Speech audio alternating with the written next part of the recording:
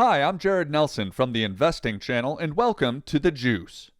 We've heard from companies like Intel that plan to invest in new manufacturing capacity in the US and Europe.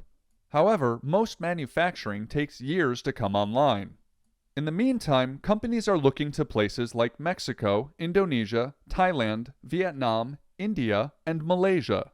However, it's not as simple as picking up operations and moving them. China's spent the last 2 decades creating manufacturing hubs and the infrastructure to support them.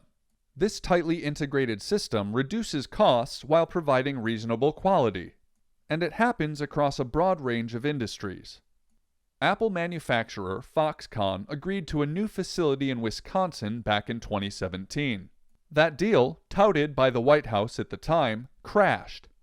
With labor markets as tight as they've ever been, how would we even staff more manufacturing plants? These are questions that companies need to be answered before they step up investment in the US.